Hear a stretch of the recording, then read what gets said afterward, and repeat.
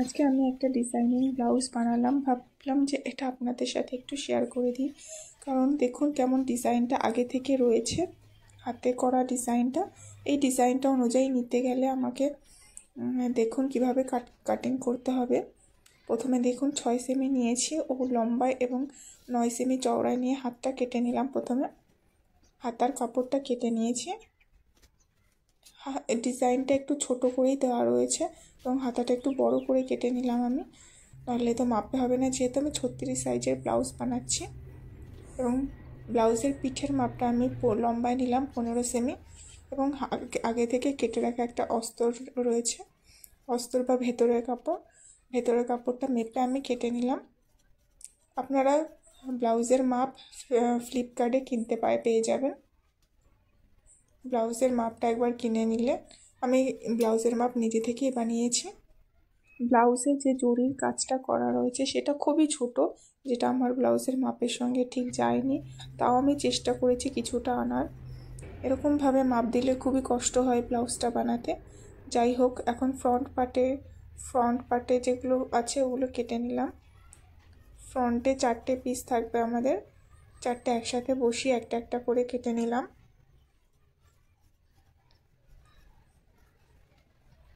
এখানে কাপড়টা double folded আছে, তার জন্য আমি একটা কাপড় কাটলে দুটো কাপড়ই কাটা হয়ে যাচ্ছে।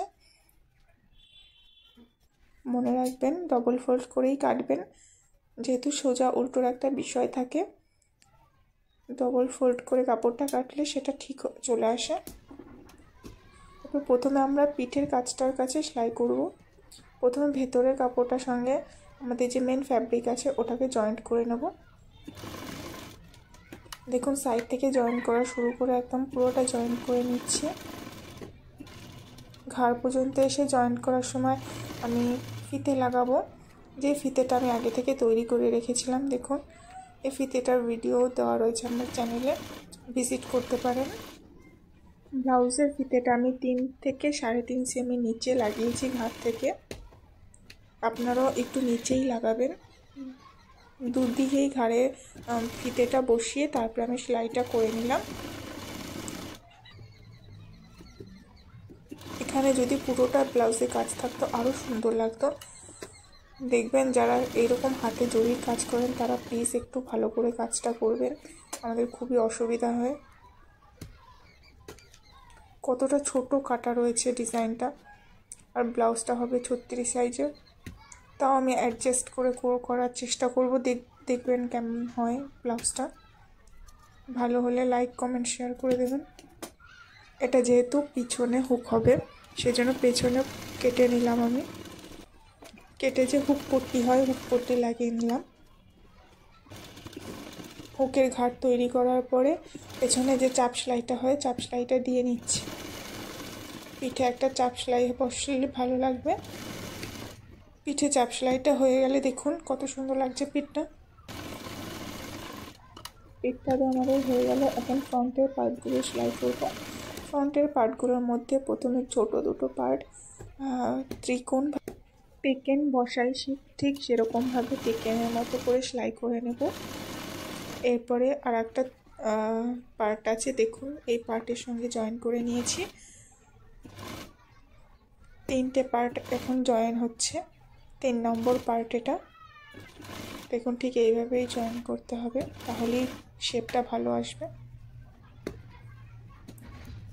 এখন গলাটা একটু কাট করে নেব, যেহেতু আমি একটু গলা বড় রাখি প্রথমে, সেই জন্য আমি গলাটা একটু গোল কাটিং করে কেটে নিলাম।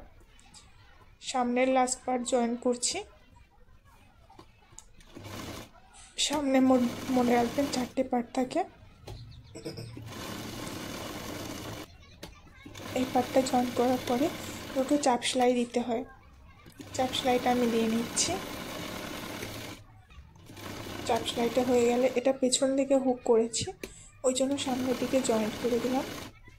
জয়েন্ট হয়ে গেলে একটা চাপ সেলাই দিয়ে নিচ্ছি। এরপরে গলার পট্টি বসাবো। গলার পট্টিটা আমি চওড়া চওড়া করে কেটে নিয়েছিলাম। এরপরে গলার পট্টিটা বসিয়ে দেব। গলার পট্টিটা হালকা হাতে সেলাই করবেন, বেশি তাড়াতাড়ি করবেন না, যাতে গোল হয়। গলার পট্টিটা সেলাই করার পরে একটু কাট দিয়ে নেব। কাট বসিয়ে নিয়ে একটা চাপ সেলাই দিচ্ছি। চাপ সেলাইটা দিয়ে আমি এটা হাতে সেলাই করব। গলাটা সবসময় হাতে সেলাই করার চেষ্টা করবেন। গলাটা হাতে সেলাই হয়ে গেলে আমি দুটো ঘাড় জয়েন করে নিয়েছি এবং তারপরে হাতাটা বসাচ্ছি।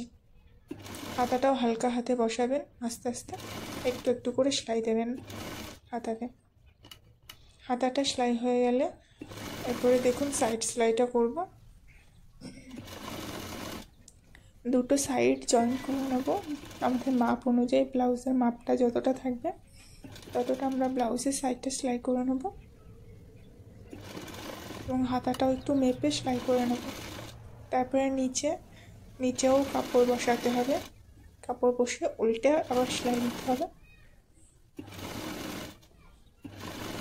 দেখুন প্রথমে পুরো নিচটাতে আমরা কাপড়টা বসিয়ে নিয়েছি। কাপড়টা বসিয়ে একটা চাপ সেলাই দিয়ে নিচ্ছি। চাপ সেলাইটা হয়ে গেলে দেখুন এরপরে এখানেও হাতে সেলাই দিতে হবে, মেশিনে সেলাই দিলে ভালো লাগবে না। নিচে হেম সেলাই দিয়ে দেখুন ব্লাউজটা আমার কেমন হয়েছে জানাবেন কমেন্টে। লাইক, কমেন্ট আর শেয়ার করে দেবেন।